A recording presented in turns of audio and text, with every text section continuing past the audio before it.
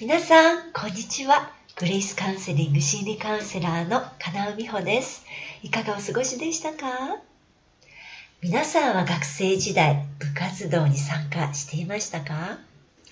私は吹奏楽が大好きな部活少女でした。あまりに大好きだったので、吹奏楽やりたさに毎日往復3、4時間もかけて高校まで通ったほどでした。そんなある時、とっても不思議なことに気がついたんです。部活動では楽器が初心者という人もたくさんいました。生まれて初めてその吹奏楽器に触れるのだから、最初は音すら出ません。ところが、上手な人たちと一緒に練習をしていると、あっという間にどの生徒もみんな上手になっちゃうんです。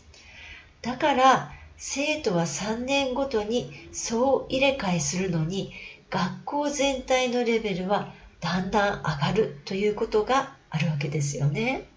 でもどうしてそんなに早く上手になれるんでしょうか。どうやらイメージ力を使っていたことが秘訣だったようです。天才棋士藤井聡太さんが史上最年少で三冠を達成したというニュースが入ってきました。棋士の方たちは試合の間でばかりでなく後でも相手や自分のすべての手を覚えていると言います。すっごい記憶力ですよね。一方、チェスの世界でも目隠しチェスというものがあるそうです。目隠しチェスというのはチェスの盤を一度も見ずにどんな手を打ったか耳で聞くだけで試合を進めます。つまり64もあるチェスのマスで自分と相手がどの駒をどう動かしたか全部覚えてなくちゃいけないということなんです。トランプの神経衰弱どころじゃないですよね。これだけ聞いてもその記憶力に頭がクラクラしますが、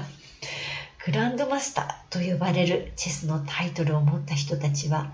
目隠しチェスの状態でいくつもの試合を同時進行できるんだそうです。2011年、ドイツのマルク・ラング氏は目隠しチェスで一度に46人と同時に対戦して勝利したという記録を持っているそうです。46人を相手に64マスということは全部で3000近いマスを記憶してたことになります。一手ごとに刻々と変わる3000のマスを全部覚えるなんて本当に人間に可能なことなんでしょうか。どうやったらそれが可能になるんでしょう。アメリカのハーバード・サイモンとスティーブ・ファールーンはチェスのエキスパートたちが実際どうやって駒を覚えているのかを調べました。達人たちは駒の位置を一個ずつ覚えていくのか、それともパターンを使ってイメージ力で覚えているのかを調べたんです。するととっても興味深い結果が出ました。グランドマスターたちに試合中のチェスの盤を見せると、ほんの数秒見ただけでほとんどの駒の位置を記憶することができたそうです。ところが、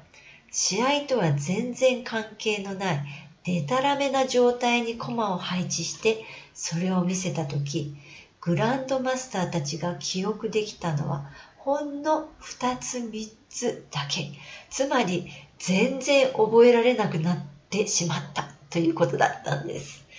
面白いですよね。チェスの腕を上げるためには過去の棋譜、つまり過去の対戦パターンをチェス盤上で実際に再現するそうです。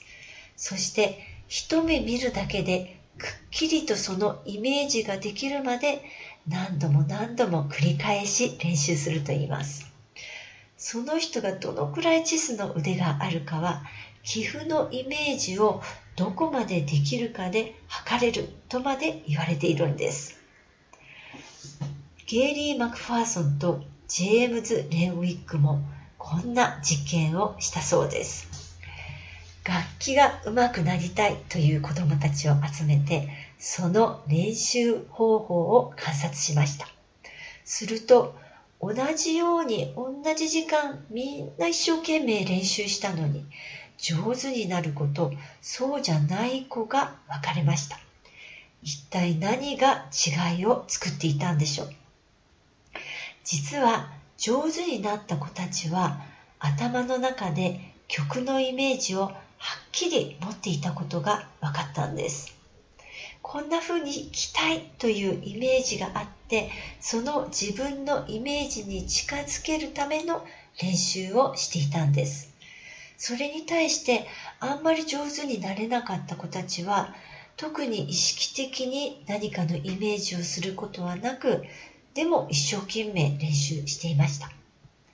心理学者のアンダース・エリクソンは、今まで才能だと考えられていたものの多くは、実はイメージ力を使っているかどうかの違いだったと言っています。これって私たちの生活にも共通しているなぁと思うんです。私たちはいろんなイメージを普段から持って生活しています。今、悩みや問題がたくさんある人でも、自分の人生はこれから良くなるというイメージを持っている人は、実際だんだんいい方へ向かっていくようです。反対に悪くなるイメージをしていれば、その通りになってしまうかもしれません。問題や悩みがいっぱいあるときに、いいイメージを持ちなさいと言われても難しく感じるかもしれないですね。でも、チェスの達人たちもいいイメージを持てるまで何回も練習を繰り返したように、いいイメージは練習をすれば誰でもだんだんできるようになります。今日の話、皆さんはどう思いましたか？悩みはあなたとあなたがもっともっと幸せになるための贈り物。大丈夫。あなたにもできます。では。